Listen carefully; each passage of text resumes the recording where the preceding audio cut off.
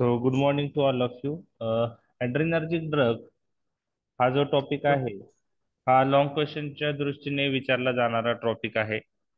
त्यामध्ये classify adrenergic drug किंवा त्यालाच आपण असं म्हणतो की sympathomimetic drug. So classify sympathomimetic drug किंवा क्लासिफाय ॲड्रेनर्जिक ड्रग.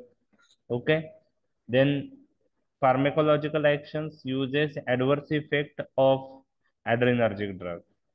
तर 6 मार्काच्या दृष्टीने किंवा 7 मार्काचा जो तुमचा क्वेश्चन असतो त्यामध्ये क्लासिफिकेशन युजेस ॲडव्हर्स इफेक्ट जास्त प्रामुख्याने विचारले जातात. तर फार्मॅकोलॉजिकल ऍक्शन्स आपण यासाठी डिस्कस करतो की त्या पर्टिक्युलर यूज मध्ये कंडिशन मध्ये त्या पर्टिक्युलर कंडिशन मध्ये तो ड्रग कोणत्या मेकॅनिझमने इफेक्टिव्ह आहे.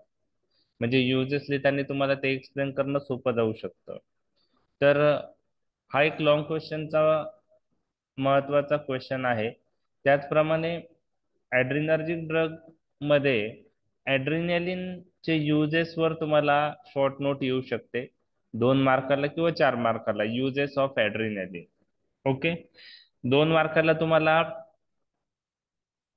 Use of adrenaline in anaphylactic shock का यूज करतात. ओके. आवाज येतोय ना? हो सर. हो sir. The use of adrenaline in anaphylactic shock किंवा rationally behind the use of adrenaline along with lignocaine adrenaline combination त्याच्यावर क्वेश्चन येऊ शकतो. तर आपण आता क्लासिफिकेशन पाहिलेलं आहे.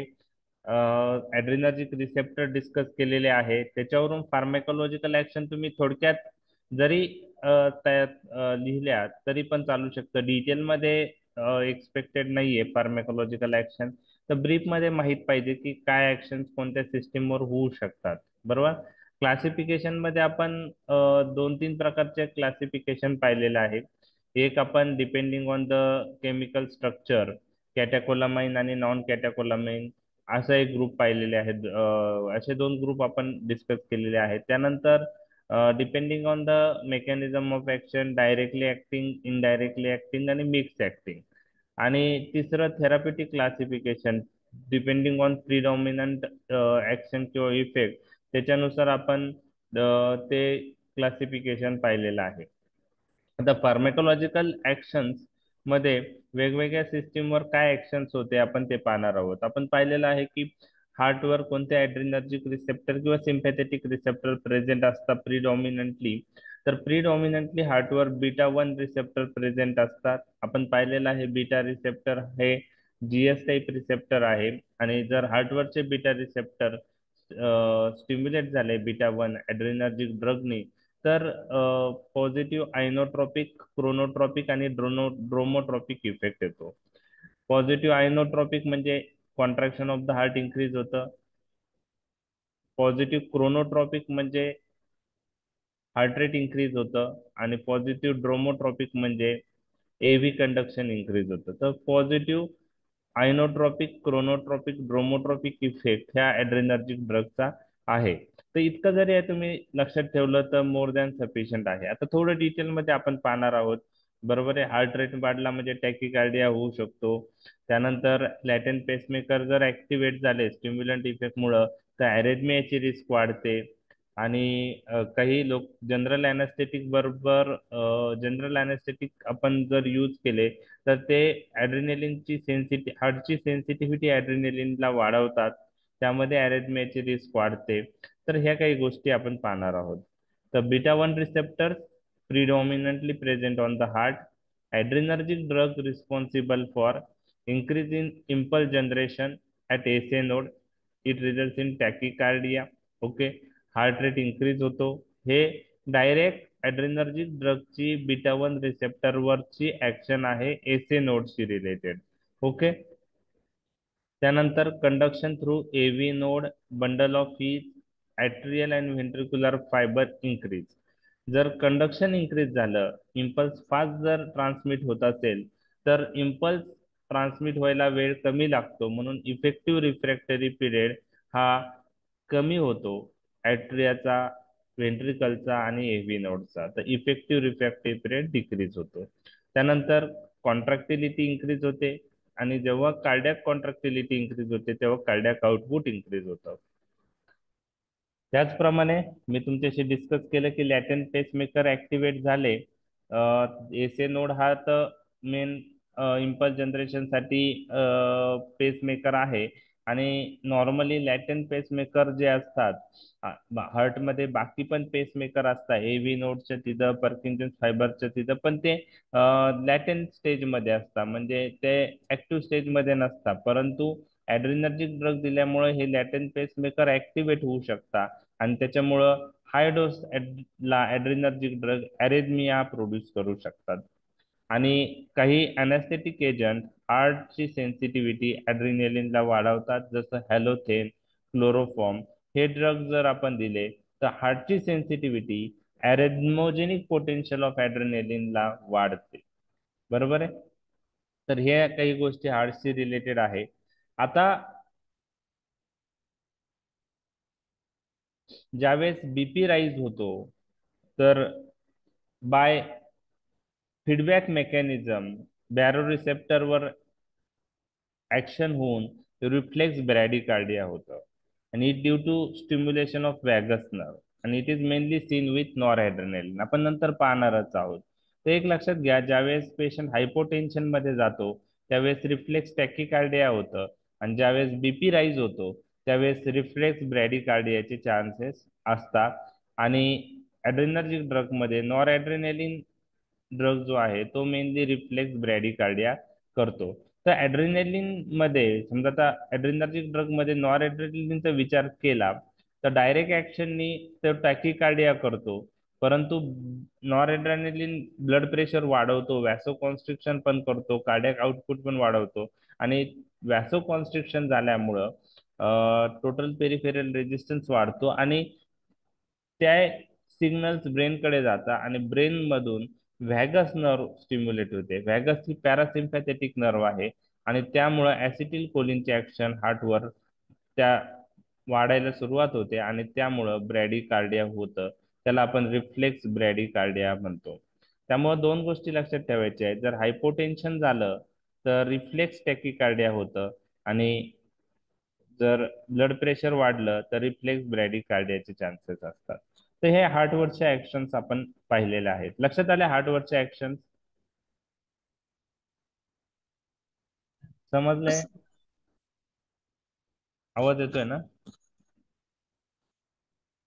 समजलंय हार्टवरच्या ऍक्शन? हो सर, हो. येस हो सर. सर. ओके. तर आता हे डिटेलमध्ये नाही लक्षात ठेवलं तुम्ही, फक्त positive inotropic, chronotropic, dromotropic effect असं लिहिलं तरी चालू शकतं. Increase tachycardia, increase conduction, increase contractility, arrhythmia risk increase, असे दोन तीन लाईन मध्ये लिहिलं तरी चालू शकतं. बरोबर आहे. मग तुमच्या फार्मॅकोलॉजिकल ऍक्शन तुम्हाला तुमचे जर अंडरस्टँडिंग झालं तुमच्या लँग्वेज मध्ये, तुम्ही शॉर्ट मध्ये लिहायचं. एवढं लिहिण्यासाठी एक्झाम मध्ये तेवढा वेळ नसतो आपल्याला. 6 मार्क 7 मार्कचा लॉंग क्वेश्चन लिहायचं असतं. त्यामुळं तुमचं अंडरस्टँडिंग काय आहे ते तुम्हाला पेपरमध्ये नोट डाऊन करायचं असतं. बरोबर आहे. आपण डिटेलमध्ये देतो, डिस्कस करतो, इतकं डिटेलमध्ये पेपरमध्ये लिहिणं शक्य नाही. त्यामुळं फार्मेकोलॉजिकल ऍक्शन खूप डिटेल झाल्या, त्या कशा लक्षात ठेवायच्या त्याचं टेन्शन घ्यायचं नाही. ओके. आता त्यानंतर हार्ट नंतर दुसरं जो हे आहे ते ब्लड वेसल आहे. तर तुम्ही मला सांगू शकता की ॲड्रेनर्जिक ड्रगच्या ब्लड वेसलवर काय ऍक्शन आहे?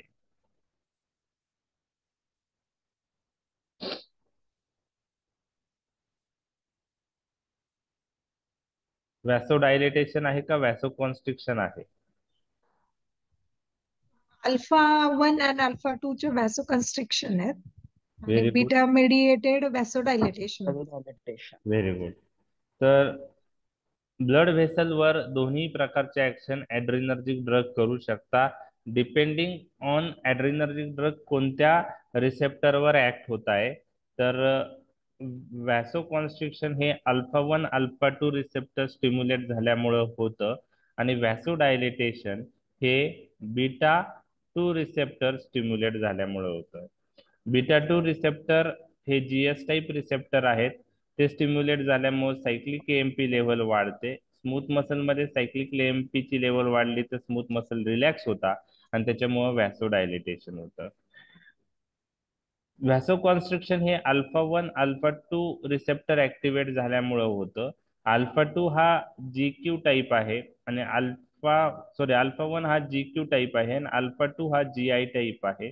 त्यामुळे अल्फा 1 रिसेप्टर ऍक्टिव्हेट झाला तर IP3 डायसिलग्लिसरॉल लेवल वाढून कॅल्शियमची लेवल स्मूथ मसल मध्ये वाढते, व्हॅसोकॉन्स्ट्रिक्शन होतं. अल्फा 2 GI टाईप आहे, तर ऍडिनिलिन सायक्लेजला इनहिबिट करून सायक्लिक केएमपी कमी होतं आणि सायक्लिक केएमपी कमी झालं तर स्मूथ मसल हे कॉन्स्ट्रिक्ट होतात. तर व्हॅसोडायलेटेशन कोणत्या ब्लड व्हेसलचं होतं आणि व्हॅसो कॉन्स्ट्रिक्शन कोणत्या ब्लड व्हेसलचं होतं आपण ते पण डिस्कस केलेलं आहे. आठवतंय का तुम्हाला? लार्ज ब्लड व्हेसलचं व्हेरी गुड. व्हॅझोडायलेटेशन आणि स्मॉल जे व्हेसल्स असतात क्युटेनियस मुकस ओके. मेम्ब्रेन त्याचं the blood vasoconstriction. Vessel with supply to major organs, जसं स्केलेटल मसल आहे, लिव्हर आहे, त्या ब्लड वेसलचं डायलेटेशन होतं. आणि जे स्किन आणि म्युकस मेम्ब्रेनला ब्लड वेसल सप्लाय करतात त्यांचं व्हॅसो कॉन्स्ट्रिक्शन होतं. म्हणजे पेरिफेरल ब्लड वेसलचं व्हॅसो कॉन्स्ट्रिक्शन होतं. तर हा पॉइंट आपण डिस्कस केलेला आहे. ऑलरेडी मी डिस्कस केला आहे, जस्ट रिवाइज केलाय आपण. तुम्ही आधीचे जर लेक्चर ऐकलं असेल तर तुम्हाला ते लक्षात ठेवायला सोपं आहे. तर व्हॅसो कॉन्स्ट्रिक्शन किंवा व्हॅसोडायलेटेशन कशावर डिपेंड आहे की तो ड्रग कोणत्या रिसेप्टरवर ऍक्ट होतो, त्याचा डोस काय आहे आणि कोणत्या वेसलवर ऍक्ट होतो. आपण पाहिलं लार्जर वेसल, पेरिफेरल वेसल्स, बरोबर आहे. ओके, आपण हे पण पाहिलेलं आहे. ओके. ओके. तर जे पेरिफेरल ब्लड वेसल्स आहे, स्किन आणि क्युटॅनस आणि म्युकोजल ब्लड वेसल, त्याचं व्हॅसो कॉन्स्ट्रिक्शन होतं. आणि जे blood vessel skin, skeletal muscle, sorry, liver आणि करोनरी, जे ब्लड वेसल लार्जर ऑर्गनला सप्लाय करतात, जसं लिव्हर आहेत, हार्ट आहेत, म्हणजे करोनरी ब्लड वेसल आणि स्केलेटल मसल, त्याचं डायलेटेशन होतं आणि ते बीटा 2 रिसेप्टर थ्रू होतं. ते ब्लड वेसलशी रिलेटेड झालं. आता हा जो चार्ट आहे ना थोडा डिफिकल्ट आहे लक्षात ठेवण्यासाठी. तर आपण जस्ट डिस्कस करूया. नाही लक्षात राहिलं इट्स ओके, जास्त त्यात डिटेल जायची गरज नाही आहे. बरं. आता नॉर ऍड्रेनालिन, ऍड्रेनालिन आणि आयसोप्रिनलिनचे ऍक्शनचा जर विचार केला तर नॉर ऍड्रेनालिनची ऍक्शन कोणत्या रिसेप्टरवर आहे, बीटा आणि अल्फा मधल्या कोणत्या रिसेप्टरवर आहे, कोणत्या रिसेप्टरवर नाहीये? बीटा 2 वर नाही, अल्फा 1 अल्फा 2 बीटा 1 बीटा 3. चालेल. Alpha 1 alpha 2 beta 1 beta 3. Noradrenaline has no beta 2 action. Okay. Adrenaline acts on all adrenergic receptor alpha 1 alpha 2 beta 1 beta 2 and beta 3. What about isoprenaline? No alpha action, beta 1 beta 2 beta 3 action. Very good. Beta 1 beta 2 beta 3 action. ह्या गोष्टी जर तुम्हाला माहित असेल तर तुम्हाला हा chart समजायला सोपा जाणार आहे. ओके. आता दोन ब्लड प्रेशरचा जर विचार केला तर सिस्टोलिक ब्लड प्रेशर आणि diastolic blood pressure. Systolic blood pressure depends on the cardiac output, बरोबर. म्हणजे हार्टचं कॉन्ट्रॅक्शन कसं आहे त्याच्यावर सिस्टोलिक ब्लड प्रेशर डिपेंड असतं. डायस्टोलिक ब्लड प्रेशर हे ब्लड व्हेसलचा टोन कसा आहे त्याच्यावर डिपेंड असतं. ब्लड व्हेसल रिलॅक्स झाल्या तर डायस्टोलिक ब्लड प्रेशर कमी होईल, ब्लड व्हेसल कॉन्स्ट्रिक्ट झाल्या तर डायस्टोलिक ब्लड प्रेशर वाढतं. तर त्याला आपण TPR म्हणतो, टोटल पेरिफेरल रेजिस्टन्स. ओके, त्याला आपण काय म्हणतो? TPR. Okay, TPR. तर cardiac output determine the systolic blood pressure आणि total peripheral resistance determine the diastolic blood pressure. लक्षात आलं इतका पार्ट तुमच्या? हो सर. ओके. आता नॉर ऍड्रेनालिनची ऍक्शन काय आहे पहा. सिस्टोलिक ब्लड प्रेशर ते इन्क्रीज करतं through which action? Beta 1 action present on the heart, correct. Okay. Coming to the diastolic blood pressure. Diastolic blood pressure noradrenaline काय करतो तर त्याला बीटा 2 ऍक्शन नाही, म्हणजे तो व्हॅसोडायलेटेशन करेल का नॉर ऍड्रेनालिन? नाही. अल्फा 1 अल्फा 2 मेडिएटेड त्याचं काय होईल ब्लड व्हेसलचं व्हॅसो कॉन्स्ट्रिक्शन. आणि व्हॅसो कॉन्स्ट्रिक्शन झालं तर TPR वाढेल आणि TPR वाढला तर डायस्टोलिक ब्लड प्रेशर काय होईल? वाढेल. म्हणजे noradrenaline increases systolic blood pressure as well as diastolic blood pressure. And what is the effect on mean blood pressure? mean blood pressure म्हणजे काय असतं की तो ॲव्हरेज ब्लड प्रेशर असतो 70 ते 110 mm of he normal range आहे आणि त्याचा फॉर्म्युला काय आहे कॅल्क्युलेट करायचा 2 into diastolic blood pressure plus systolic blood pressure divided by 3. हा एक फॉर्म्युला आहे तो कॅल्क्युलेट करण्यासाठी 2 into diastolic blood pressure plus systolic blood pressure divided by 3. आता सिस्टोलिक ब्लड प्रेशर आणि डायस्टोलिक ब्लड प्रेशर दोन्ही नॉरएड्रेनालिन वाढतो तर मीन ब्लड प्रेशर काय होणार आहे वाढणार आहे. लक्षात आलं एवढं? नॉरएड्रेनालिनचं सिस्टोलिक ब्लड प्रेशर इंक्रीज होतो, डायस्टोलिक ब्लड प्रेशर इंक्रीज होतो आणि मीन ब्लड प्रेशर पण इंक्रीज होतो. लक्षात आलं? हो सर. ओके. सर ते आता हार्ट रेट TPR वर असतं ना, काय म्हणले? ब्लड प्रेशर हे TPR असतं ना, ते सांगा ना सर एकदा, हे ब्लड वेसलचं हो ब्लड वेसलचं. आता कसं आहे TPR. की आपल्या आपल्या शरीरामध्ये जसं आपण म्हणतो ब्लड प्रेशरचा विचार केला तर आपण सिस्टोलिक आणि डायस्टोलिक ब्लड प्रेशर वरचा आणि खालचा. तर सिस्टोलिक ब्लड प्रेशर हा कशावर डिपेंड असतो? कॉन्ट्रॅक्टिलिटी ऑफ द हार्ट म्हणजे कार्डियक आउटपुट कसं आहे. बरोबर आहे? म्हणजे हार्टचं कॉन्ट्रॅक्शन वाढलं तर सिस्टोलिक ब्लड प्रेशर वाढतो असं आपण म्हणतो. डायस्टोलिक ब्लड प्रेशर हे ब्लड व्हेसलच्या टोनवर डिपेंड असतं. जे ब्लड व्हेसल्स आहे आपल्या शरीरातले त्याचा जर टोन वाढला ते जर कॉन्स्ट्रिक्ट झाले तर डायस्टोलिक ब्लड प्रेशर वाढतो. ते जर रिलॅक्स झाला तर diastolic blood pressure blood vessel relax झाला तर डायस्टोलिक ब्लड प्रेशर कमी होतो. तर जो टोन आहे ब्लड व्हेसलचा त्याला आपण टोटल पेरिफेरल रेजिस्टन्स असं म्हणतो. ते त्याला एक टर्म दिली टोटल पेरिफेरल रेजिस्टन्स. म्हणजे जे हार्टला पंप करायचं आहे ब्लड वेसलमध्ये तर वेसलचा रेजिस्टन्सच्या अगेन्स्ट पंप करायचं असतं. मग जेवढा रेजिस्टन्स जास्त तेवढा मग डायस्टोलिक ब्लड प्रेशर जास्त राहतो. तर डायस्टोलिक ब्लड प्रेशर हा ब्लड वेसलच्या टोनवर डिपेंड असतो एवढं आपल्याला लक्षात ठेवायचं आहे. जर ब्लड वेसल व्यासचं कॉन्स्ट्रिक्शन झालं तर डायस्टोलिक ब्लड म्हणजे टीपीआर वाढेल आणि टीपीआर वाढला तर डायस्टोलिक ब्लड प्रेशर वाढेल. ब्लड वेसल रिलॅक्स झाल्या म्हणजेच टोटल पेरिफेरल रेजिस्टन्स हा कमी होईल आणि डायस्टोलिक ब्लड प्रेशर हा कमी होईल. लक्षात आलं? हो सर, थँक्यू. तर टीपीआर म्हणजे total peripheral resistance. Okay okay. Blood प्रेशरचा जर विचार केला तर it is a product of cardiac output into total peripheral resistance. Hypertension मध्ये आपण पाहणार आहोत. तर यापैकी कोणतीही एक गोष्ट वाढली तर ओव्हरऑल ब्लड प्रेशर वाढतो. फक्त आता याच्यात आपण अजून सिम्प्लिफाय काय केलंय कार्डियक आउटपुट हे सिस्टोलिक ब्लड प्रेशरशी रिलेटेड आहे आणि डायस्टोलिक ब्लड प्रेशरशी रिलेटेड काय टीपीआर. तर नॉरएड्रेनालिन सिस्टोलिक ब्लड प्रेशर वाढवतं हार्टवर पॉझिटिव्ह आयनोट्रॉपिक इफेक्ट करून. नॉरएड्रेनालिन ब्लड व्हेसलचं कॉन्स्ट्रिक्शन करतो. बीटा टू ऍक्शन नसल्यामुळे डायलेटेशन होणार नाही. व्हॅसो कॉन्स्ट्रिक्शन झाला म्हणजे टीपीआर काय होईल वाढेल. वाढेल. आणि त्याच्यामुळे डायस्टोलिक ब्लड प्रेशर नॉरएड्रेनालिन काय करतो वाढवतो. लक्षात आलं? आणि mean blood pressure is a product it is a 2 into diastolic blood pressure plus systolic blood pressure divided by 3 ह्या फॉर्म्युलाली ब्लीड ब्लड प्रेशर कॅल्क्युलेट करतात. तो जनरली 70 ते 110 mm of च्या मध्ये असतो. तर यामध्ये नॉरएड्रेनालिन सिस्टोलिक पण वाढवतं डायस्टोलिक पण वाढवतं म्हणून मीन ब्लड प्रेशर पण नॉरएड्रेनालिननी वाढतो. आता हार्ट रेटवर काय ऍक्शन्स आहे? Heart rate direct beta one action नॉरएड्रेनालिनचे आहे त्यामुळे हार्ट रेट त्यांनी काय होणार वाढणार.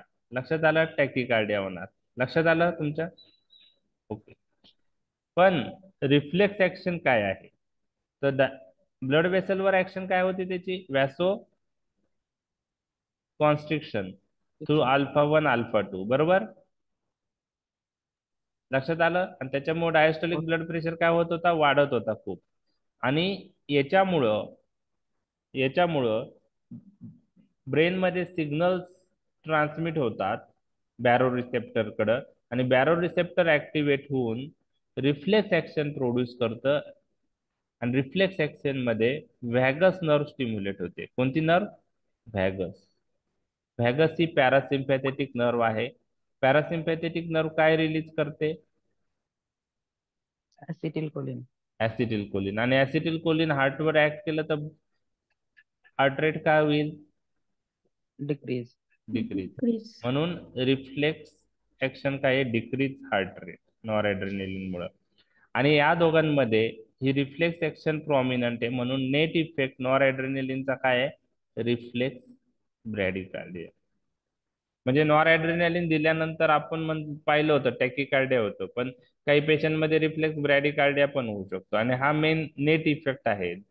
डायरेक्ट प्लस रिफ्लेक्स ऍक्शन जर दोन्ही एकत्र केल्या तर रिफ्लेक्स ऍक्शन जास्त असल्यामुळे रिफ्लेक्स ब्रॅडिकार्डिया नॉरएड्रेनालिन मुळे दिसून येतं. लक्षात आलं तुमच्या हे? हो सर. ओके. आता ऍड्रेनालिनचा जर विचार केला तर ऍड्रेनालिन कोणकोणत्या रिसेप्टरवर ऍक्ट होतं? Alpha 1, alpha 2. हे तुम्हाला माहित असलं तर तुम्ही बाकी गोष्टी सगळ्या लक्षात ठेवू शकता. It acts on all the receptor. Alpha 1, alpha 2, beta 1, beta 2, beta 3. तर हार्टवर बीटा 1 रिलेटेड ऍक्शन आहे. म्हणजेच ऍड्रेनालिन हार्टवर काय करतं? कॉन्ट्रॅक्टिलिटी वाढवतं. कॉन्ट्रॅक्टिलिटी वाढलं तर कार्डियाक आउटपुट वाढेल, आणि कार्डियाक आउटपुट वाढलं तर सिस्टोलिक ब्लड प्रेशर काय होईल? वाढेल. वाढेल. आता डायस्टोलिक ब्लड प्रेशर काय आहे? इथं मी इन्क्रीज किंवा डिक्रीज असं दोन्ही गोष्टी लिहिलेल्या आहेत. Diastolic pressure is increased due to action of adrenaline on which receptor? Alpha 1, alpha 2. व्हॅसोकॉन्स्ट्रिक्शन होईल आणि डायस्टोलिक ब्लड प्रेशर काय होईल? वाढेल. आणि ऍड्रेनालिनला बीटा 2 ऍक्शन पण आहे ब्लड वेसलवर. बीटा 2 काय करतं? जर ऍक्टिव्हेट झालं तर स्मूथ मसल काय होतील? Relax होते. रिलॅक्स. आणि त्याच्यामुळे डायस्टोलिक ब्लड प्रेशर काय होऊ शकतो? कमी कमी. होऊ शकतो. त्यामुळं आता मीन ब्लड प्रेशरचा विचार केला तर मीन ब्लड प्रेशर हे वाढतं. ओके. कारण सिस्टोलिक ब्लड प्रेशर चांगल्या प्रकारे वाढलेलं असतं. डायस्टोलिक ब्लड प्रेशर इन्क्रीज किंवा डिक्रीज होऊ शकतो डिपेंडिंग किती कॉन्सन्ट्रेशन आपण मध्ये यूज करतोय. तर मीन ब्लड प्रेशर वाढतं. हे तुम्हाला लक्षात ठेवायचं आहे. डायरेक्ट ऍक्शन हार्टवर टॅकिकार्डिया आहे बीटा 1 रिसेप्टर स्टिम्युलेट झाल्यावर ऍड्रेनालिनची. बरोबर आहे. रिफ्लेक्स ऍक्शन एवढी सिग्निफिकंट नाहीये, कारण ब्लड वेसल व्हॅसोकॉन्स्ट्रिक्शन पण होतं आणि व्हॅसोडायलेटेशन पण होतं. आणि त्याच्यामुळं त्याच्यामुळं ब्रेनकडे सिग्नल बॅरो रिसेप्टरकडं एक काय म्हणता येईल की सिग्निफिकंट अमाऊंट मध्ये जात नाही. त्यामुळे रिफ्लेक्स ऍक्शन ऍड्रेनालिनची हार्ट रेटवर एवढी प्रॉमिनंट नाहीये. आणि त्याच्यामुळे नेट इफेक्ट हा डायरेक्ट ऍक्शन मुळे असतो हार्ट रेटशी रिलेटेड, आणि त्यामुळं ऍड्रेनालिन टॅकिकार्डिया करतं. ओके. तर नॉरएड्रेनालिन रिफ्लेक्स ब्रॅडिकार्डिया करतं आणि ऍड्रेनालिन इन्क्रीज हार्ट रेट करतं. हे तुम्हाला लक्षात ठेवायचं आहे. ओके. तर हे झालं ऍड्रेनालिनचं. आता आयसोप्रिनेलिन बीटा 1, बीटा 2, बीटा 3. तर तुम्ही मला सांगा हार्टवर काय ऍक्शन असेल systolic blood pressure related? Increase करायचं. Increase systolic blood pressure. पहा इन्क्रीज केलंय. डायस्टोलिक ब्लड प्रेशरवर काय ऍक्शन असेल? इथं अल्फा 1, अल्फा 2 वर ऍक्शन आहे का आयसोप्रिनेलिनची? नाही. नाही. मग आता ब्लड वेसलवर बीटा 1, बीटा 2, बीटा 3 पैकी कोणते रिसेप्टर आहे? बीटा 2. बीटा 2 ऍक्टिव्हेट झाले तर काय होणार आहे? व्हॅसोडायलेटेशन. रिलॅक्सेशन. Dilatation. डायलेटेशन. मग व्हॅसोडायलेटेशन झालं तर डायस्टोलिक ब्लड प्रेशर काय होईल? कमी होईल. कमी होईल. बरोबर आहे. आणि याच्यामध्ये डायस्टोलिक ब्लड प्रेशर जास्त कमी होतो, आणि त्याच्यामुळे मीन ब्लड प्रेशर जो आहे 2 diastolic plus systolic divided by 3. तर आयसोप्रिनेलिन मुळे मीन ब्लड प्रेशरही कमी होतं. ओके. ठीक आहे. आता आयसोप्रिनेलिनची हार्ट रेटवर काय ऍक्शन आहे? डायरेक्ट ऍक्शन तर हार्ट रेट वाढवणारच आहे. बरोबर. लक्षात आलं? Direct action beta 1 receptor activate झाले तर टॅकिकार्डिया होणार आहे. आता रिफ्लेक्स ऍक्शन काय आहे? त्यासाठी डायस्टोलिक ब्लड प्रेशर कडे जात. डायस्टोलिक ब्लड प्रेशर आयसोप्रिनेलिन काय करतंय? कमी करते. कमी करतं. आणि डायस्टोलिक ब्लड प्रेशर कमी झाला, मी तुम्हाला सांगितलं ब्लड प्रेशर कमी झाला, डायस्टोलिक ब्लड प्रेशर जर कमी झाला तर ब्रेनकडे सिग्नल बॅरो रिसेप्टरकडे थ्रू जातात आणि ह्या वेळेस सिम्पॅथेटिक सिस्टीम ऍक्टिव्हेट होते. कारण डायस्टोलिक ब्लड प्रेशर काय आहे इथं? कमी आहे. लक्षात आलं? डायस्टोलिक ब्लड प्रेशर नॉरएड्रेनालिन मध्ये जास्त होता, त्यावेळेस बॅरो रिसेप्टर ऍक्टिव्हेट होऊन कोणतं नर्व ऍक्टिव्हेट होत होती? Vegas vagus. nerve. वॅगस. इथं डायस्टोलिक ब्लड प्रेशर आयसोप्रिनेलिन कमी असतो, त्याच्यामुळं barrow receptor through systemic sympathetic system activate होते आणि नॉरएड्रेनालिनचं रिलीज हार्टच्या तिथं वाढतं आणि हार्ट रेट रिफ्लेक्स ऍक्शननी पण वाढतो. म्हणजे डायरेक्ट ऍक्शननी पण वाढतो आणि रिफ्लेक्स ऍक्शननी पण वाढतो. आणि त्याच्यामुळे नेट इफेक्ट काय आहे आयसोप्रिनिलिनचा? टॅकिकार्डिया. लक्षात आलं हे? लक्षात आलं? आता हे काय म्हणजे अंडरस्टँडिंग होण्यासाठी सोपं आहे, लक्षात ठेवायला अवघड आहे. कारण इन्क्रीज डिक्रीज इन्क्रीज डिक्रीज असं तुम्हाला कन्फ्यूज होतं. फक्त तुम्ही रिसेप्टर नॉलेज असेल तुम्हाला तर तुम्ही हे तिन्हींचे ऍक्शन डिफरन्शिएट करू शकता. एक्झाम मध्ये तुम्हाला कोणीही या विचारणार नाही, जस्ट तुमच्या नॉलेज पॉइंट ऑफ व्ह्यू आपण पाहत डिस्कस केलेला आहे. लक्षात आलं? हो ब्लड सर. हो प्रेशरचा सर. ब्लड प्रेशरचा विचार केला तुम्ही फक्त लिहू शकता noradrenaline increases systolic diastolic blood pressure, अशा गोष्टी लिहू शकता. Adrenaline increases systolic and diastolic blood pressure increase or decrease. Isoprenalin increases systolic and decreases diastolic. असं आपण म्हणू शकतो. एवढं जरी चार्ट तुम्ही केला तरी ठीक आहे. इकडचा जो पार्ट आहे हा हा नाही लक्षात ठेवला तरी चालेल. ओके, आलं लक्षात? हो सर. ओके. आता रेस्पिरेशन रिलेटेड तुम्ही मला सांगा काय आहे ऍक्शन, काय असेल ब्लड वेस sorry ब्रोंकायवर? ब्रोंकोडायलिटेशन. Bronchodilation. Very good. Adrenergic drug responsible for how bronchodilation occurs. जर मेकॅनिझम मी विचारली तुम्हाला तर मग तुम्ही काय एक्सप्लेन करणार? Adrenergic drug acts on which receptor on bronchi? Which adrenergic receptor located? Beta 2. Beta 2. Very good. Beta 2 receptor activate झाले तर काय होणार? Dilation. Meditation. कसं होणार? स्मूथ मसल रिलॅक्स कशामुळे होतात? बीटा 2 ऍक्टिव्हेट झाले तर कसली लेवल वाढणार? सायक्लिक एएमपी लेवल Cyclic वाढते. AMP. मग तुम्हाला त्या गोष्टी लिहायच्या असतात. समजा आता adrenaline how useful in asthma किंवा साल्ब्युटामॉल आहे, ॲड्रेनर्जिक ड्रगच आहे साल्ब्युटामॉल. मग हाऊ साल्ब्युटामॉल इज इफेक्टिव्ह, तुम्ही जर एका लाईनीत लिहिलं साल्ब्युटामॉल इज ब्रॉन्कोडायलेटर आणि त्याच्याऐवजी असं लिहिलं की salbutamol acts on beta 2 receptor due to that there is stimulation of adenylyl cyclase enzyme, cyclic AMP is increase, smooth muscle relax, bronchodilatation occurs, असं तुम्ही फ्लो चार्ट मध्ये एका पुढे एक लिहिलं तर त्याचा इफेक्ट वेगळा येणार. बरोबर आहे? तर तुम्हाला मेकॅनिझम ऑफ ऍक्शन माहित असेल तर तुम्ही एक्सप्लेन करू शकता. ओके. आता नॉरएड्रेनालिन ब्रॉन्कोडायलेटेशन करेल का? ऍड्रेनालिन आणि नॉरएड्रेनालिन मध्ये कोणता करेल कोणता नाही करणार? ऍड्रेनालिन करेल, नॉरएड्रेनालिन नाही करणार. Very good. ऍड्रेनालिन ब्रॉन्कोडायलेटेशन करेल, नॉरएड्रेनालिन करणार नाही, कारण नॉरएड्रेनालिनला बीटा 2 ऍक्शन नाही. नाही. आयसोप्रिनॅलिन पण करेल कारण त्याला बीटा 1 बीटा 2 बीटा 3 ऍक्शन आहे. लक्षात आलं तिन्ही ड्रग Yes. मधला फरक? Okay. Adrenaline and isoprenaline but not noradrenaline are proton bronchodilators. This action is more marked when bronchi are constricted. जिथं ब्रॉन्को कॉन्स्ट्रिक्शन असतं तिथं ही ऍक्शन जास्त प्रॉमिनंट येते ब्रॉन्कोडायलेटर अस्थमाच्या पेशंट मध्ये. त्यामुळं साल्ब्युटामॉल, साल्मेट्रॉल, टर्ब्युटॅलिन हे जे बीटा 2 अगोनिस्टिक ड्रग आहेत, हे बीटा 2 अगोनिस्टिक ड्रग आहे, बीटा 2 रिसेप्टरवर अगोनिस्ट कार्य करतात. ते अस्थमामध्ये अक्यूट अटॅकसाठी ड्रग ऑफ चॉईस म्हणून कन्सिडर होतात. ओके.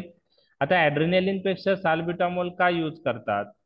ऍड्रेनालिन कॉमनली का नाही यूज करत? कारण ऍड्रेनालिन बाकी रिसेप्टरवर पण ऍक्ट होतो. साल्बिटामॉल हा किंवा सालमेट्रॉल हा बीटा टू सिलेक्टिव्ह अगोनिस्ट आहे, म्हणजे तो मेनली बीटा टू रिसेप्टरवर ऍक्ट होतो. ऍड्रेनालिन दिला तर हार्ट रेट वाढू शकतो, तसं साल्बिटामॉल बरोबर चान्सेस कमी आहे. हायडोसला वाढतच पण चान्सेस कमी आहे. तर आपण सिलेक्टिव्ह ड्रग जास्त प्रेफर करणार. ओके. नॉट अफोर्डिंग काय म्हणले? आता टॉक्सिक डोस जे आहे ऍड्रेनालिनचा तो यूज जर दिला गेला तर पल्मोनरी इडेमा होतो. त्याचं रिझन सांगितलंय की shifting of the blood from systemic circulation to pulmonary circulation. Just एक मिनिट.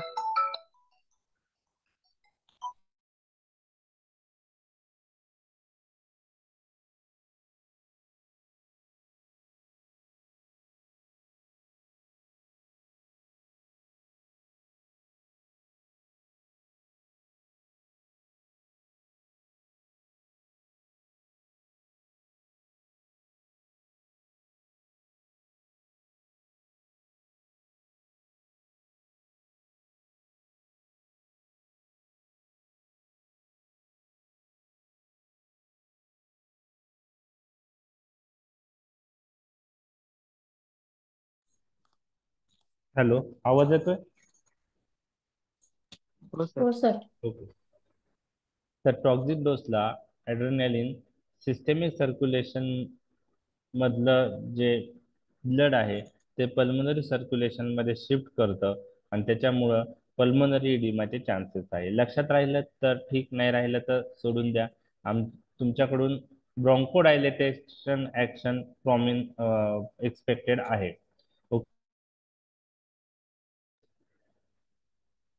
Next, eye. ओके. तुम्हाला आठवत आहे आय रिलेटेड ऍड्रेनर्जिक ड्रगचे ऍक्शन?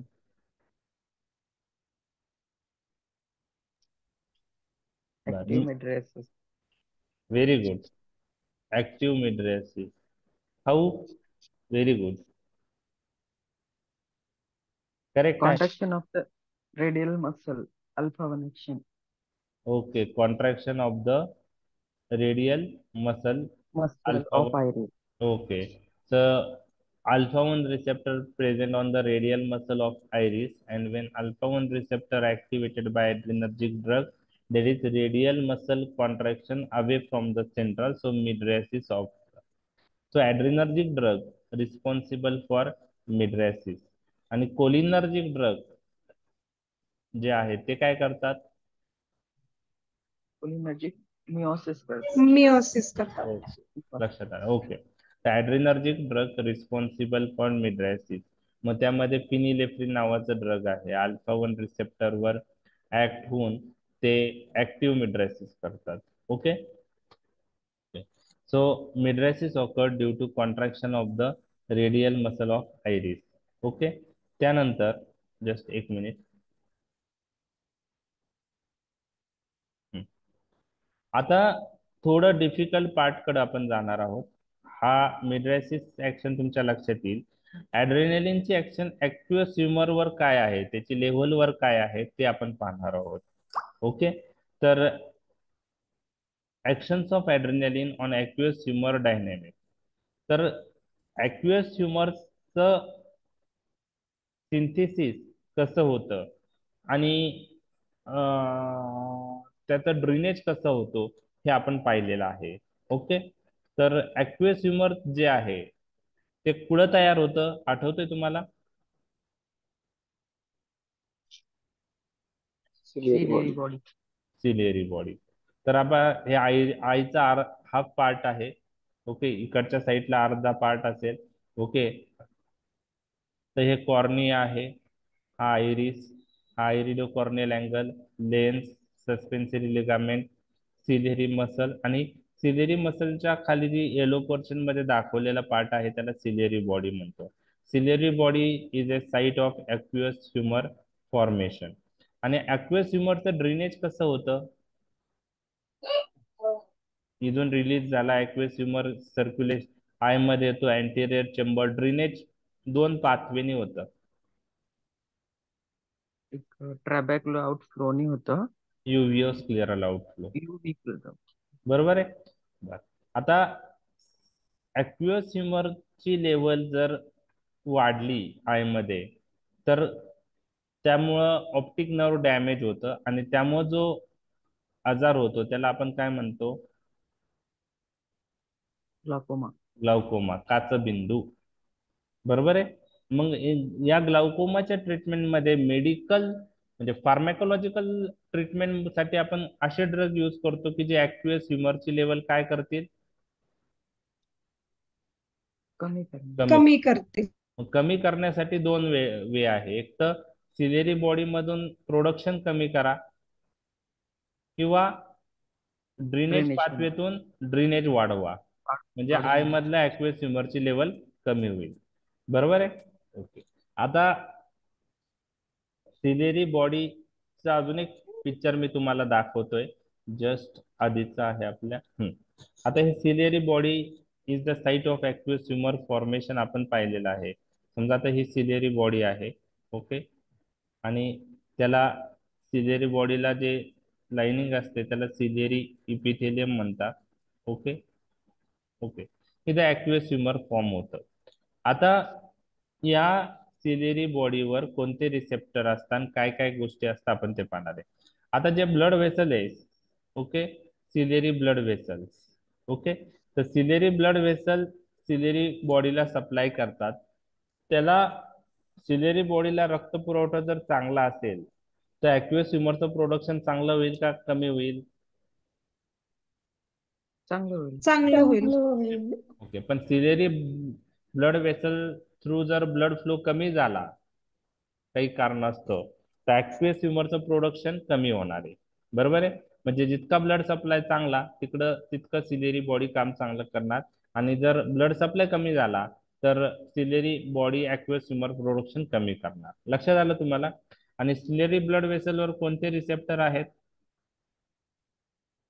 Alpha 1 receptor. अल्फा 1. बरं. ओके. आता हे सिलेरी इपिथेलियम आहे. बरोबर. ह्या सिलेरी इपिथेलियमवर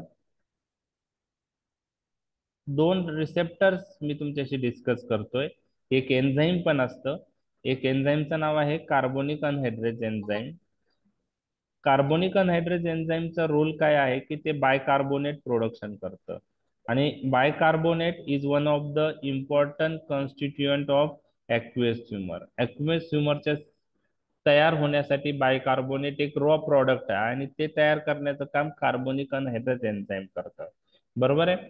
दुसरे बीटा 2 रिसेप्टर सिलेरी बॉडी इपिथेलियमवर असतात आणि अल्फा 2 रिसेप्टर सिलेरी बॉडी जी आहे त्याच्या लाइनिंगवर असतं इपिथेलियमवर. सिलेरी इपिथेलियम म्हणतो. बरं. अल्फा 2 कोणत्या टाईपचे तुम्हाला माहिती आहे का? GI type. आणि बीटा 2 काय आहे?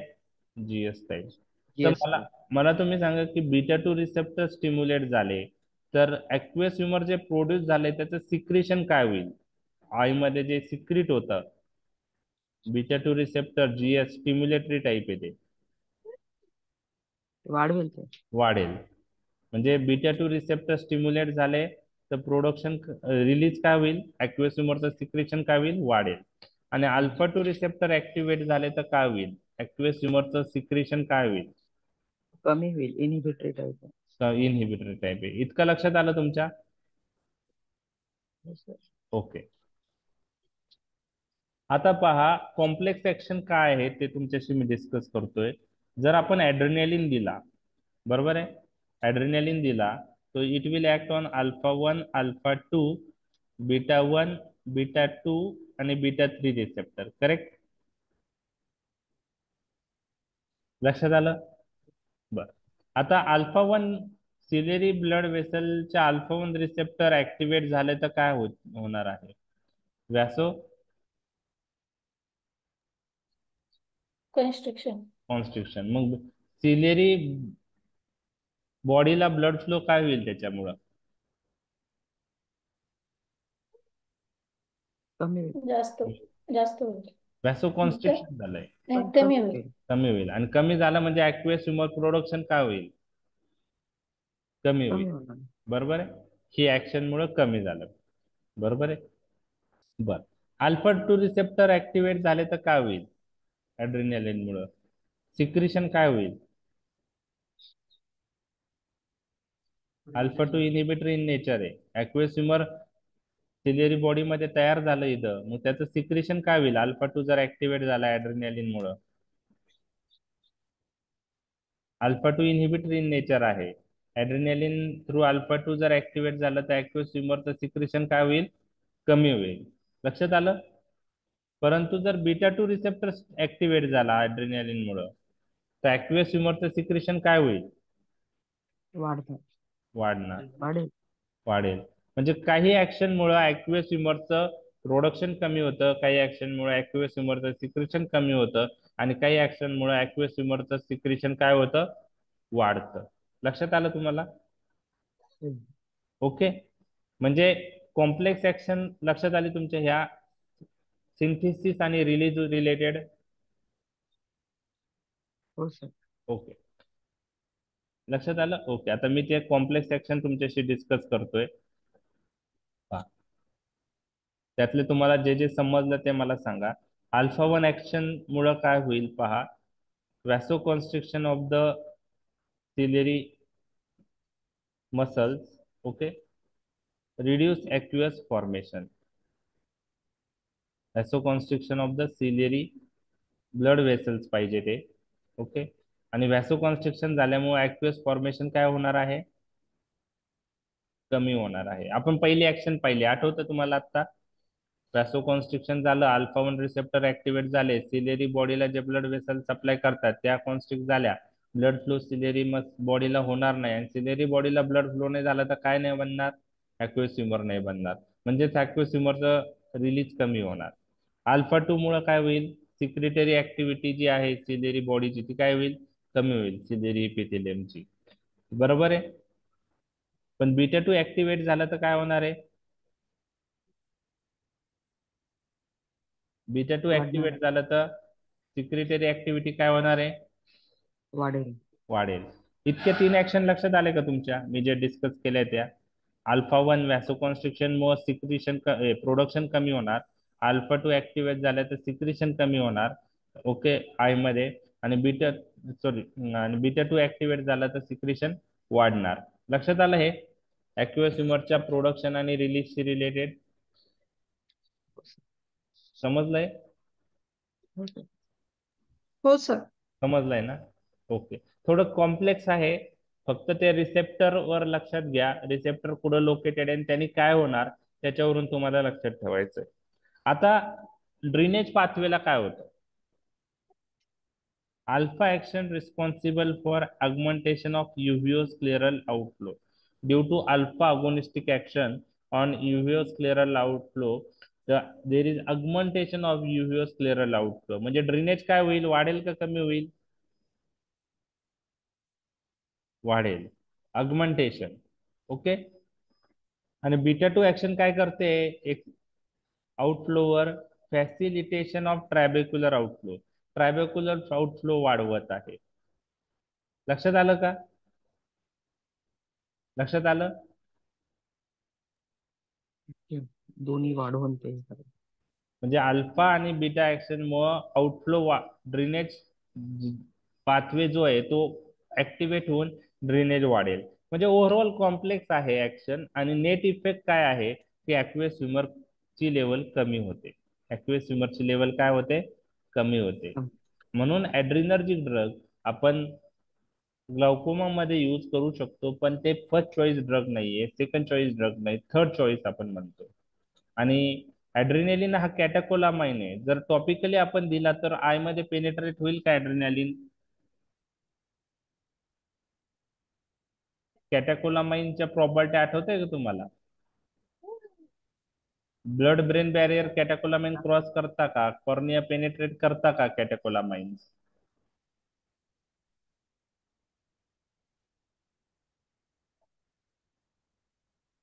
आन्सर काय आहे? नाही. नाही. मग आता ऍड्रेनालिन आपण टॉपिकली दिला तर कॉर्निया पेनिट्रेट करणार नाहीये, बरोबर. मग आता ग्लाउकोमा मध्ये जर यूज करायचा असेल तर आपण त्याचा प्रो ड्रग यूज करतो.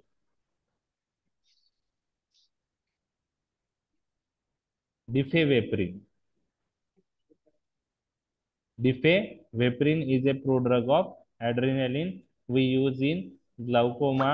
तो टॉपिकली दिल्यानंतर आय मध्ये पेनिट्रेट होतो आय कॉर्नियम थ्रू आणि ऍड्रेनालिन मध्ये कन्वर्ट होतो आणि ऍड्रेनालिन मग ऍक्वेस ह्युमर प्रोडक्शन ऍक्वेस ह्युमरची लेवल कमी करण्यास मदत करतो. थोडक्यात काय आहे तुम्हाला लक्षात घ्या. सिंथेसिस प्रोडक्शन आणि रिलीज मध्ये अल्फा ऍक्शननी सिंथेसिस आणि रिलीज कमी होतं आणि बीटा ऍक्शननी वाढतं. अल्फा ऍक्शन म्हणजे व्हॅसोकॉन्स्ट्रिक्शन झालं अल्फा 1 रिसेप्टर थ्रू सिंथेसिस कमी होणार, अल्फा 2 मुळे सिक्रेशन कमी होणार, पण बीटा 2 मुळे सिक्रेशन वाढणार. आणि ड्रेनेज पाथवेला अल्फा मुळे युव्हेस्क्युलर आउटफ्लो वाढतो आणि बीटा मुळे ट्रायबेक्युलर आउटफ्लो वाढतो. आणि हे ओव्हरऑल कॉम्प्लेक्स ऍक्शनचा नेट इफेक्ट आहे ऍक्वेस ह्युमर ची लेवल आय मधली कमी होते. परंतु फर्स्ट चॉईस ड्रग म्हणून आपण ऍड्रेनालिन डिपिवेप्रिन यूज करत नाही तर थर्ड चॉईस म्हणून करतो. लक्षात आलंय का तुमच्या आय रिलेटेड ऍक्शन? हो sir. Okay, समजलंय? Okay.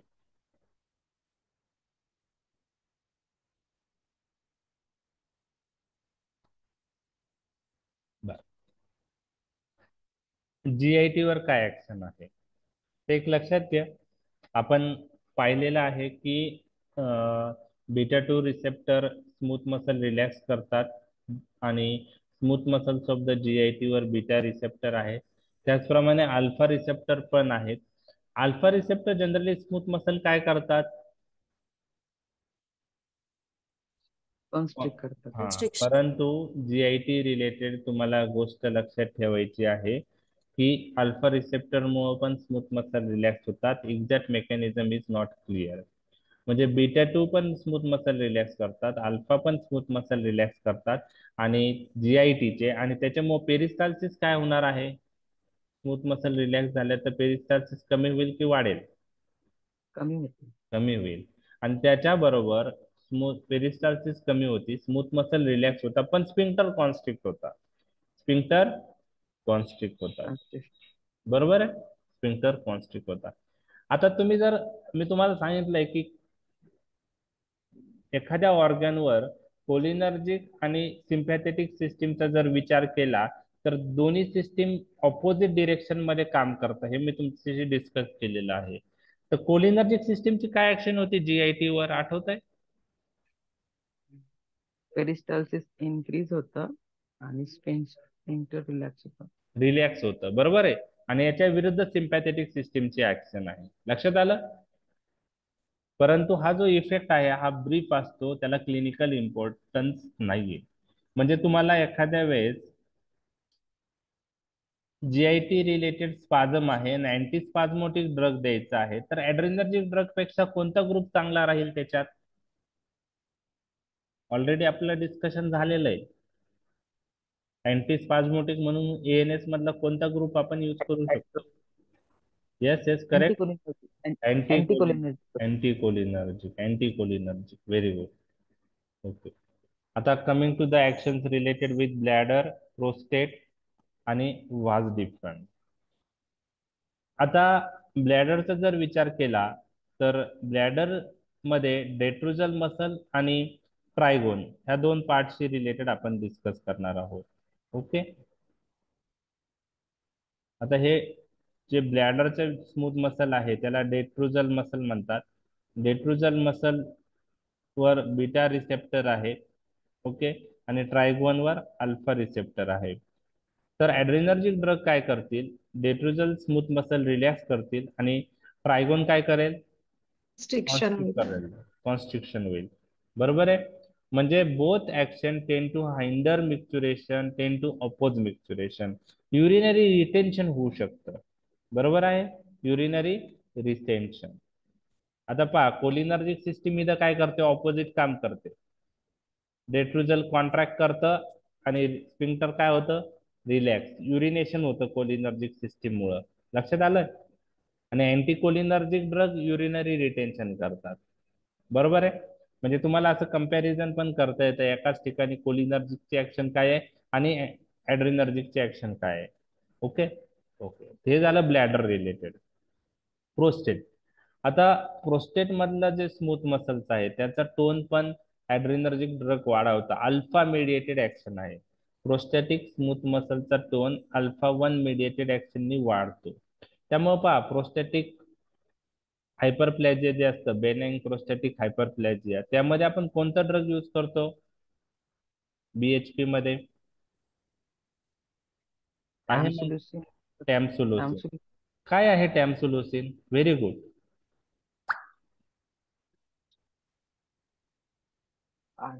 Very good. Alpha blocker. Alpha. Alpha blocker. Alpha blocker येतो आणि त्याच्यामुळे आपण तो यूज करतो. तो प्रोस्टॅटिक स्मूथ मसलचा टोन कमी करतो. ट्रायगोन जो आहे त्याचं कॉन्स्ट्रिक्शन कमी करतो. युरिन आउटफ्लो वाढवतो. त्यामुळे बेनाइन प्रोस्टॅटिक हायपरप्लॅझियामध्ये टॅम्सुलोसिन नावाचा ड्रग आपण यूज करतो. युरिमॅक्स नावाची जी टॅबलेट आहे, 0.4 कॅप्सूल, सॉरी 0.4 mg, आणि ते अल्फा ब्लॉकर आहे. ओके, ठीक आहे. त्यानंतर जे वॉच डिफरन्स आहे, सेमिनल व्हेसिकल्स आहे, त्यांच्या रिदमिक कॉन्ट्रॅक्शनसाठी अल्फा मिडिएटेड कॉन्ट्रॅक्शन फार महत्वाचं आहे. आणि ह्या रिदमिक कॉन्ट्रॅक्शनमुळे इजॅक्युलेशन होतं. म्हणजे व्हाज डिफरन्स आणि समायनल व्हेसिकलच्या रिदमिक कॉन्ट्रॅक्शन जे आहे त्यासाठी alpha mediated constriction of the this vas deferens आणि seminal vesicle is important step for ejaculation process.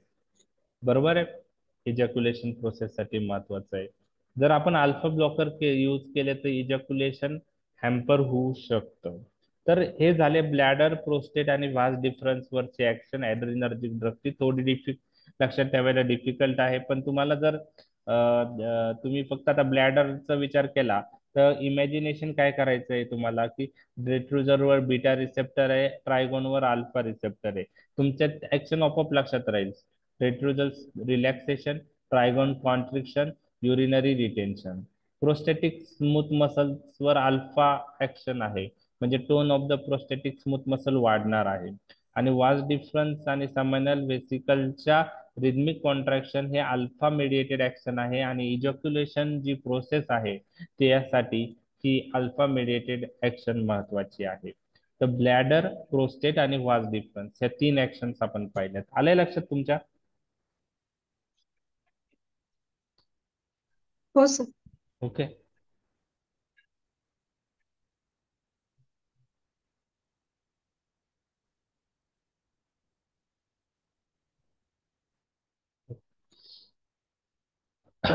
आता युटेरसवर बीटा रिसेप्टर पण असतं आणि अल्फा रिसेप्टर पण असतं. मग मला तुम्ही सांगा, बीटामुळे काय होणार स्मूथ मसल युटेरसचे? रिलॅक्स होणार. हा. आणि अल्फा मुळे काय होणार? कन्स्ट्रिक्शन. कन्स्ट्रिक्शन होणार.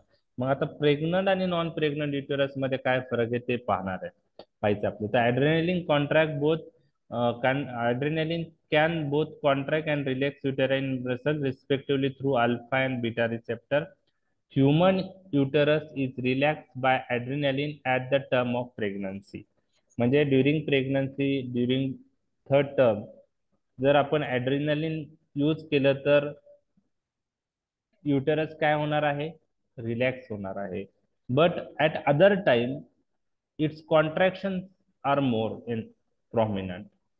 म्हणजे प्रेग्नंट युटेरस जे नियर टर्म युटेरस आहे थर्ड ट्रायमिस्टर मध्ये, ते काय होणार आहे? रिलॅक्स होणार आहे.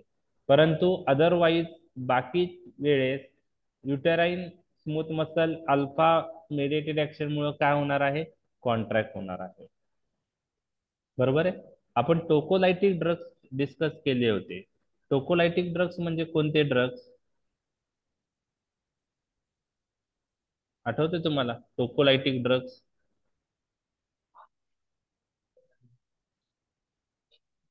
ऍड्रिनर्जिक ड्रगच्या क्लासिफिकेशन मध्ये पण आहे. टोकोलायटिक ड्रग्स म्हणजे these are the drugs which produce uterine smooth muscle relaxation, त्याला आपण टोकोलायटिक ड्रग्स असं म्हणतो, टोकोलायटिक ग्रुप.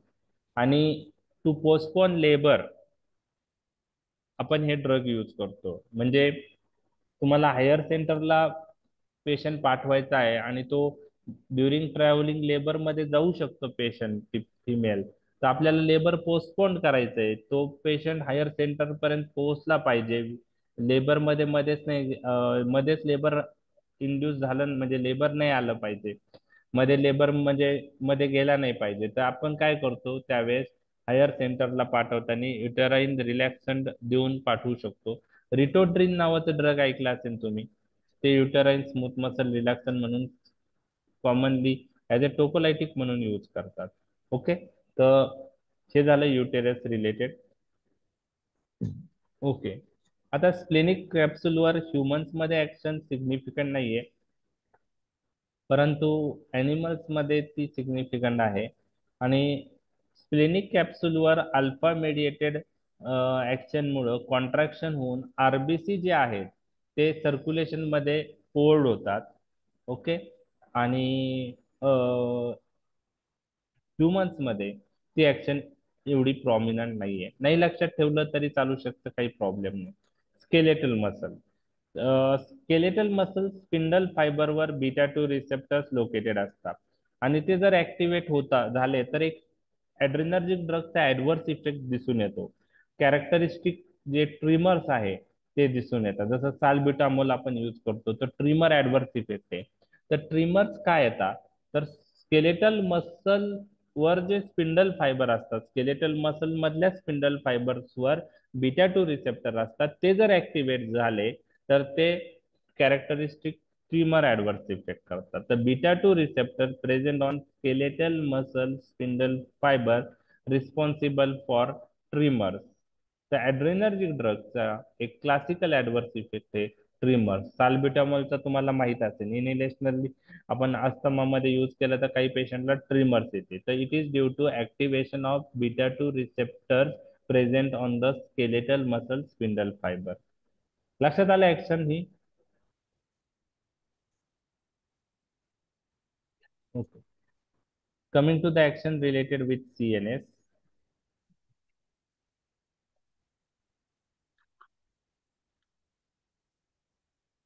ओके, मला तुम्ही सांगा कॅटेकोलामाइनचे काय ऍक्शन्स असतील CNS वर?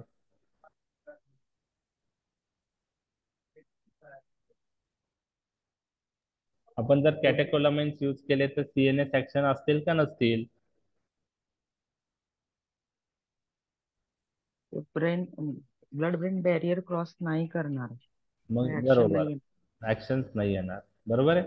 म्हणजे पण नॉन कॅटेकोलामाइन जे आहे ते ब्लड ब्रेन बॅरियर क्रॉस करता म्हणून त्यांचे ऍक्शन्स आहे. म्हणजे कॅटेकोलामाइन्स मध्ये जे आहेत डोपामाइन, डोबिटामाइन, ऍड्रेनालिन, नॉन ऍड्रेनालिन हे जे ड्रग आहे, आयसोप्रिनालिन, यांना CNS ऍक्शन नाहीत. पण जे नॉन कॅटेकोलामाइन्स आहे त्यांना CNS ऍक्शन्स आहेत. नॉन कॅटेकोलामाइनचे ऍक्शन्स काय आहेत CNS चे हे तुम्हाला पाठच करायचे आहे, बरोबर आहे. तर non catecholamine blood brain barrier cross करताना CNS इफेक्ट प्रोड्यूस करतात. एम्फिटामाइन नावाचं ड्रग ऐकलंय का तुम्ही? एम्फिटामाइन नाही, एम्फिटामाइन विषयी माहिती आहे तुम्हाला काही? ऐकलंय? Mood elevator sir. Mood elevator, very good. तर ते युफोरिक इफेक्ट करतं. तर एम्फिटामाइन एक CNS स्टिम्युलंट म्हणून कार्य करतो. तर अलर्टनेस वाढवतो, कॉन्सन्ट्रेशन वाढवतं, अटेन्शन स्पॅन वाढवतं, मूड इलिव्हेट करतो, युफोरिक इफेक्ट करतो, टॉकेटिव्हनेस इन्क्रीज होतं, वर्क कॅपॅसिटी इन्क्रीज होतं, वेकफुलनेस प्रोड्यूस करतं. तर हे CNS स्टिम्युलंट इफेक्ट आहे एम्फिटामाइनचा आणि त्यामुळे त्याचा कधी कधी मिसयूज पण होतो. म्हणजे काही स्टुडंट्स त्याचा यूज करतात की अटेन्शन स्पॅन वाढला पाहिजे, वेकफुलनेस वाढला पाहिजे एक्झाम्स मध्ये, परंतु त्याचा इफेक्ट संपल्यानंतर परत CNS depression effect CNS depression effect येतो. त्यामुळं अँफिटामाइन हे कॉमनली असं यूज केलं नाही पाहिजे, पण मिसयूज आहे. तसंच अँफिटामाइन काही ॲथलेटिक जे आहे ते यूज करतात, म्हणून डोप टेस्ट जे आहे त्यामध्ये अँफिटामाइन कॉन्सन्ट्रेशन बॉडीमधलं पाहिलं जातं, ते एक ड्रग आहे त्या टेस्टिंग मधला. ओके, तर हे झालं amphetamine non कॅटेकोलामाइनचे CNS stimulant action. आता मी तुम्हाला सेंट्रली ऍक्टिंग अँटी हायपरटेन्सिव्ह ड्रगची दोन नावं सांगितली होती, क्लोनिडीन आणि अल्फा मिथिल डोपा. तर हे क्लोनिडीन अल्फा मिथिल डोपा हे अँटी हायपरटेन्सिव्ह ड्रग आहे. अल्फा मिथिल डोपा तुम्हाला तुमच्या परिचयाचा ड्रग आहे, कारण प्रेग्नन्सी इंड्यूस हायपरटेन्शन मध्ये तो सेफ ड्रग आहे म्हणून यूज केला जातो, त्यामुळे तुम्हाला त्याचं नाव माहित आहे. तर क्लोनिडीन आणि अल्फा मिथिल डोपा हे दोन्ही centrally acting anti hypertensive drug आहे, म्हणजे ब्रेन मध्ये त्यांची ऍक्शन आहे आणि ते ब्रेन मध्ये अल्फा 2 रिसेप्टरवर अगोनिस्ट म्हणून कार्य करतात. अल्फा 2 हा इनिबिटरी इन नेचर आहे, तो जर ऍक्टिव्हेट झाला क्लोनिडीन आणि अल्फा मिथिल डोपानी, तर ते ड्रग सेंट्रल सिम्पॅथेटिक आउटफ्लो कमी करतात. म्हणजे ब्रेन मधून सिम्पॅथेटिक आउटफ्लो कमी झाला तर पेरिफेरल रिसेप्टरवर न्यूरोट्रान्समीटर ऍक्ट व्हायला रिलीज नाही होणार आणि ऍक्शन होणार नाही सिम्पॅथेटिक सिस्टीमची. तर सेंट्रल सिम्पॅथेटिक आउटफ्लो कमी करून हे alpha 2 agonist clonidine alpha alpha methyl dopa act होता, त्यामुळे बीपी कमी होतो आणि हार्ट रेट ही कमी होतो. ओके, तर हे सीएनएस रिलेटेड ऍक्शन्स आपण पाहिले आहेत. ओके, ऍड्रेनलिनची ऍक्शन काय आहे ब्लड ग्लुकोज रिलेटेड, तुम्ही मला सांगा, आपण डिस्कस केलेलं आहे.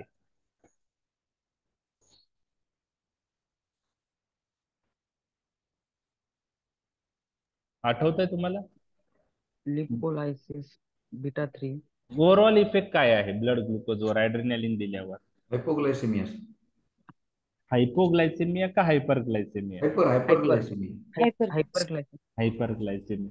आपण पाहिलं, डिस्कस केलं होतं पहा, जेव्हा एखादा पेशंट डायबेटिक पेशंट आहे, ब्लड ग्लुकोज कमी करण्यासाठी ड्रग चालू आहेत आणि हायपोग्लायसेमिया मध्ये जातो, जसा पेशंट हायपोग्लायसेमिया मध्ये जातो तसं आपली बॉडी त्या पेशंटला त्या स्टेज मधून बाहेर काढण्यासाठी कार्य स्टार्ट करते आणि त्यामध्ये सिम्पॅथेटिक सिस्टीमचा फार महत्वाचा रोल आहे. सिम्पॅथेटिक सिस्टीम ऍक्टिव्हेट होते पेशंट जेव्हा हायपोग्लायसेमिया मध्ये जातो, त्यामुळे काही वेळेस पेशंटला सिम्पॅथेटिक सिम्पटम्स येतात, तसं पाल्पिटेशन आहे, ट्रिमर्स आहेत, पेशंटला घाम येतो. तर हे झाले ऍड्रिनर्जिक किंवा sympathetic symptoms. Sympathetic system activate झाल्यामुळं हे सिम्पटम्स येतात. प्लस बॉडीला, म्हणजे बॉडीला सिग्नल्स, म्हणजे बॉडी आपल्याला सिग्नल्स देते की आपण आपल्या बॉडीतली शुगर कमी झाली आहे, सिम्पटम्स वरून लक्षात येतं आपल्याला, पाल्पिटेशन, ट्रिमर्स, ओके, स्वेटिंग वरून. त्यानंतर बॉडी काय करते की त्या स्टेज मधून पेशंट रिकवर करायचा प्रयत्न करते आणि त्यामध्ये ऍड्रिनलिनचा रोल फार महत्वाचा आहे. तर ऍड्रिनलिन काय करतं, ऍड्रिनलिन लिव्हरवर बीटा 2 रिसेप्टरवर ऍक्ट करतं. ऍड्रिनलिन बीटा 2 रिसेप्टर जे लिव्हरवर आहेत त्यावर ऍक्ट होतं आणि लिव्हरवर बीटा 2 रिसेप्टरवर ऍक्ट होऊन ऍड्रिनलिन स्टिम्युलेट ग्लायकोजिनोलायसिस, म्हणजे लिव्हरमध्ये ग्लायकोजनचं ब्रेकडाऊन होऊन ग्लुकोज बनतं आणि ऑल्सो इट स्टिम्युलेट ग्लुकोनिओजेनेसिस. ग्लुकोनिओजेनेसिस म्हणजे नॉन कार्बोहायड्रेट सबस्टन्स पासून ग्लुकोज बनण्याची प्रोसेस ती स्टिम्युलेट होते. ओके, मग त्यामध्ये फ्री फॅटी ऍसिड्स असतील, अमायनो ऍसिड्स असतील, हे नॉन कार्बोहायड्रेट सबस्टन्स ब्रेकडाऊन होऊन ग्लुकोज बनतं, त्या प्रोसेसला ग्लुकोनिओजेनेसिस म्हणतात. ह्या दोन्ही स्टेप्स ऍक्टिव्हेट होतात आणि ग्लायकोजन सिंथेसिस इनिबिट होते. ग्लुकोजचं कन्व्हर्जन लिव्हर मध्ये ग्लायकोजन मध्ये होत नाही, ग्लुकोज तसंच राहून सर्क्युलेशन मध्ये रिलीज होतो आणि ह्या 3 ऍक्शन मुळे ब्लड शुगर वाढण्यास मदत होते. तर ह्यासाठी ऍड्रिनलिनची ऍक्शन लिव्हरवर कोणत्या रिसेप्टर थ्रू होते? Beta 2 beta receptor 2. Through. Okay, त्याचप्रमाणे ऍडिपोस टिश्यूवर बीटा 3 रिसेप्टर असतात आणि काही बीटा 2 रिसेप्टर पण असतात आणि ते स्टिम्युलेट झाल्यामुळे लायपोलायसिस होतं. दुसरी ऍक्शन ही ऍडिपोस टिश्यूवर आहे. ऍडिपोस टिश्यूवरचे बीटा रिसेप्टर ऍक्टिव्हेट झाल्याने लायपोलायसिस होते. लायपोलायसिस म्हणजे काय की ऍडिपोस टिश्यू मधलं जे फॅट आहे ते ब्रेकडाऊन होतं आणि ते ब्रेकडाऊन झाल्यामुळे फ्री फॅटी ऍसिड्स तयार होतात. फ्री फॅटी ऍसिड ऍडिपोज टिश्यू मधून रिलीज होतात सर्क्युलेशन मधून लिव्हर मध्ये जातात ते, म्हणजे ऍडिपोज टिश्यू मधलं फॅट ब्रेक झाल्यामुळं फ्री फॅटी ऍसिड बनणार. फ्री फॅटी ऍसिड सर्क्युलेशन मध्ये येणार, सर्क्युलेशन मधून लिव्हर मध्ये येणार, आणि लिव्हर मध्ये ते फ्री फॅटी ऍसिड कोणत्या प्रोसेससाठी वापरतात? ग्लुकोनिओजेनेसिस प्रोसेस साठी वापरून ग्लुकोज बनतं. म्हणजे याच्यामुळे ही ग्लुकोज शरीरातलं वाढण्यास मदत होतं लायपोलायसिसमुळे. बरोबर आहे. तर ह्या दोन ऍक्शन तुमच्या लक्षात आल्या, मेटाबॉलिक ऍक्शन, लिव्हर आणि ऍडिपोज टिश्यूवरच्या. हो सर. ओके. त्यानंतर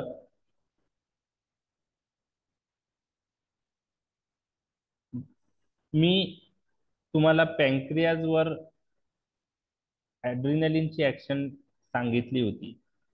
तर पॅन्क्रियाज मध्ये ज्या अल्फा सेल आहेत ते कोणता हार्मोन रिलीज करतात आणि बीटा सेल कोणता हार्मोन रिलीज करतात? Beta cell of Langerhans. Beta cells of Langerhans काय रिलीज करतं? इन्सुलिन. Very good, insulin. आणि अल्फा सेल काय रिलीज करतात? Glucagon. Very good, glucagon. Okay. आता त्या सेलवर कोणते ऍड्रिनर्जिक रिसेप्टर असतात ते तुम्हाला लक्षात ठेवायचे आहे. तर अल्फा सेलवर बीटा रिसेप्टर असतात आणि बीटा सेलवर अल्फा 2 रिसेप्टर असतात. ओके. अल्फा सेलवर बीटा 2 रिसेप्टर असतात आणि बीटा सेलवर अल्फा 2 रिसेप्टर असतात. उलट लक्षात राहील. हो सर. ओके. आता इथं जर ऍड्रिनॅलिन ऍक्ट झाला तर काय होईल? ऍड्रिनॅलिन ऍक्ट झाला तर बीटा सेलवर कोणत्या रिसेप्टर थ्रू ऍक्ट होणार आहे?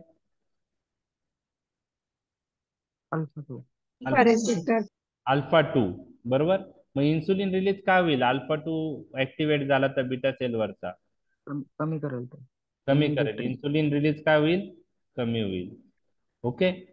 आणि अल्फा सेलवर बीटा 2 रिसेप्टर ऍक्टिव्हेट झाले तर अल्फा सेल मधून ग्लुकॅगॉनचं रिलीज काय होईल? बीटा 2 जीएस टाईप आहे तर अल्फा सेल मधून ग्लुकॅगॉनचं रिलीज काय होईल?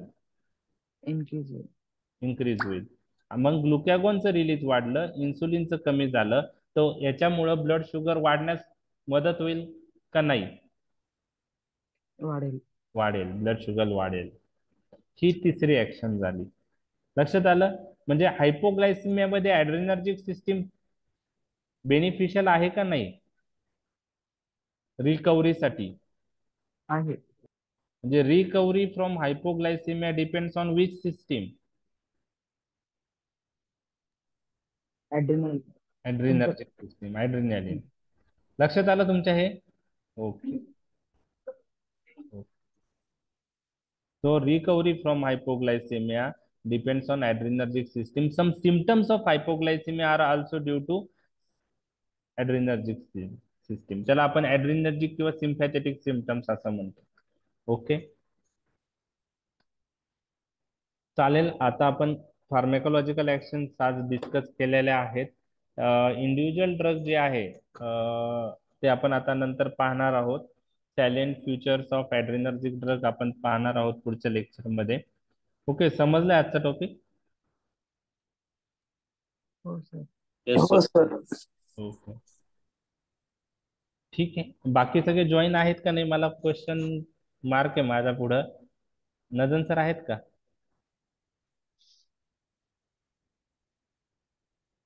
नाहीये.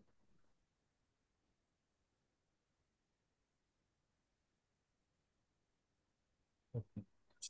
ठीक आहे. चालेल. आपण मध्ये काही कामामुळे मला बिझी शेड्यूल मुळे घेता नाही आले लेक्चर्स. तर आपण आता